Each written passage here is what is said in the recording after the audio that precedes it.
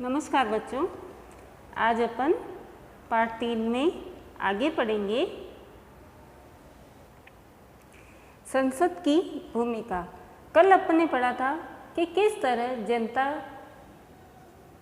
प्रतिनिधियों का चुनाव करती है और वे संसद के सदस्य बनते हैं और हमारे देश के विकास के लिए और जनता के विकास के कार्य करती है।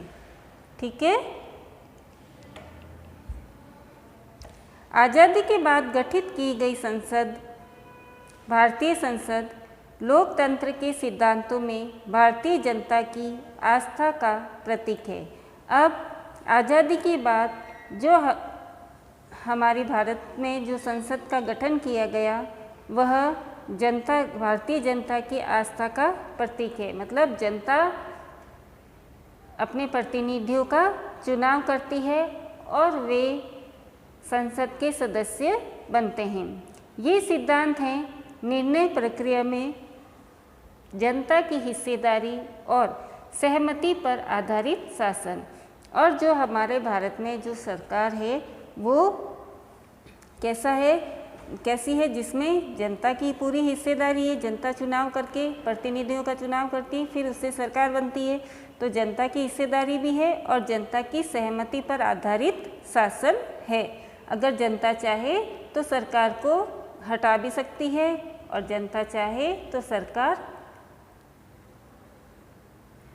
बना भी सकती है।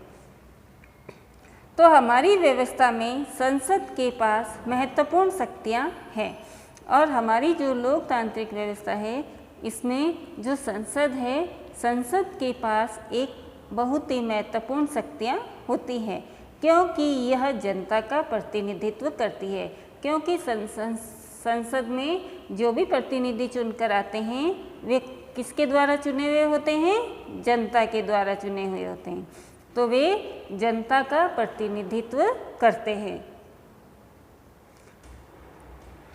लोकसभा के लिए भी उसी तरह चुनाव होते हैं जिस तरह राज्यसभा के लिए चुनाव होते हैं। अब संसद में 2 सदन होते हैं या फिर संसद के 2 भाग होते हैं, जिसमें एक को कहते हैं हम लोकसभा और दूसरा है राज्यसभा। ये हमारी संसद है और इस संसद में एक भाग को लोकसभा और दूसरे भाग को क्या कहते हैं? राज्यसभा। अब देखो, राज्यसभा में कुल सदस्य कितने होते हैं? 245 सदस्य। देखो, ये हमारी संसद है। यहाँ नीचे लिखा हुआ भारतीय संसद देश की सर्वोच्च कानून निर्मात्री संस्था है। और इस संसद में क्या कार्य किया जाता है? जो प्रतिनिधि होते हैं वो क्या करते हैं? वो हमारे देश के लिए सर्वोच्च कानून का निर्माण करते हैं। और इस संसद के 2 सदन होते हैं, राज्यसभा और लोकसभा। राज्यसभा में 245 सदस्य होते हैं और इसका जो अध्यक्ष है, सभापति होता है, वो कौन होता है? राज्यसभा का उपराष्ट्रपति होता है। ठीक है। फिर दूसरा सदन लोकसभा कहलाता है। लोकसभा में कुल सदस्य कितने होते हैं? 545, जिसमें 543 लोकसभा के सदस्य होते हैं और 2 एंग्लो इंडियन के सदस्य होते हैं। एंग्लो इंडियन का मतलब जो ब्रिटिश सरकार, जब ब्रिटिश लोग हमारे यहाँ से चले गए तो उनके जो कुछ वंशज है, कुछ लोग यहाँ रह गए थे, उन लोगों को भी हमारे लोकसभा में सदस्यता दी जाती है। तो 2 सदस्य वो होते हैं और उन्हें कौन मनोनीत करता है? राष्ट्रपति करता है। ठीक है। तो आगे समझ में, ये हमारी संसद है। संसद के 2 सदन होते हैं, एक राज्यसभा और दूसरा लोकसभा। राज्यसभा के सदस्य 245 होते हैं और लोकसभा के सदस्य होते हैं 545 सदस्य।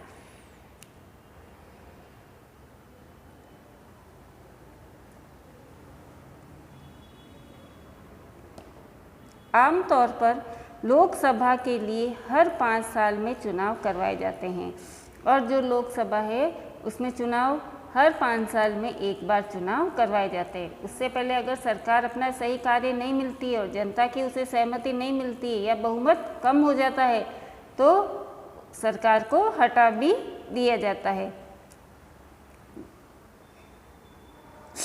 देश को बहुत सारे निर्वाचित क्षेत्रों में बांटा गया। अब इन लोकसभा और राज्यसभा के जो सदस्य हैं, नहीं लोकसभा के जो सदस्य हैं इनका जो चुनाव होता है वो कैसे होता है, तो देश को बहुत सारे निर्वाचित क्षेत्रों में बांट दिया जाता है। हमारे पूरे देश को अलग अलग भागों में बांट दिया जाता है। कितने भागों में? 243 भागों में बांट दिया जाता है और हर जगह चुनाव करवाए जाते हैं। फिर उन चुनावों में जो प्रतिनिधि खड़े होते हैं, जिसमें कांग्रेस के भी होते हैं, बीजेपी के भी होते हैं और भी अन्य पार्टियां होती है, तो उनके सदस्य भी खड़े होते हैं। फिर हर क्षेत्र से अलग अलग प्रतिनिधि का चुनाव होकर वो जीत जाते हैं और जीतने के बाद वो लोकसभा के सदस्य बन जाते हैं।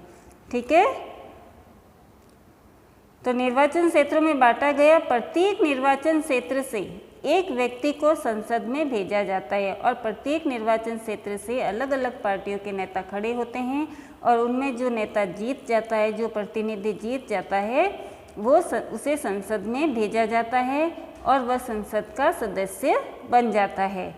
चुनाव लड़ने वाले उम्मीदवार आमतौर पर विभिन्न राजनीतिक दलों के सदस्य होते हैं। कांग्रेस पार्टी के भी होते हैं, बीजेपी के भी होते हैं और भी कई अलग अलग पार्टियां होती है, उनके सदस्य भी होते हैं और इनमें आपस में चुनाव होता है। जनता को जो सही लगता है, जनता उसी का प्रतिनिधित्व करती है, उसी को वोट देती है और उसी को जिताती है। फिर चुने के बाद जाने के बाद ये उम्मीदवार संसद सदस्य या सांसद या एमपी कहलाते हैं। आगे समझ में? इन सांसदों को मिलाकर संसद बनती है और संसद में जो सारे सदस्य होते हैं, इन्हीं सभी पर जो जीते हुए प्रतिनिधि फिर सांसद बन जाते हैं और इन सांसदों को मिलाकर ही संसद बनती है। संसद के चुनाव हो जाने के बाद संसद को निम्नलिखित काम करने होते हैं। फिर संसद में जो ये प्रतिनिधि चुनकर जाते हैं, फिर इन 545 में से जिस पार्टी के कांग्रेस और बीजेपी या अन्य और भी कई पार्टियां हैं, तो जिस पार्टी का बहुमत होता है उस पार्टी की फिर सरकार बनाई जाती है और फिर ये संसद क्या करती है कि हमारे देश के विकास के लिए कई तरह के कानून का निर्माण करती है और ये संसद के सदस्य मिलकर जो सरकार बनी है उसके कार्यों पर नियंत्रण रखती है, उसका मार्गदर्शन करती है। तो ये सारा हम आगे पढ़ेंगे कि संसद के चुनाव हो जाने के बाद संसद कौन कौन से कार्य करती है। ठीक है बच्चों, तो धन्यवाद। और कल ये आप जब वीडियो देखते हो तो आप अपनी बुक कृपया करके पास में रखेंगे तो आपको चैप्टर आसानी से समझ में आ जाएगा। ठीक है, धन्यवाद।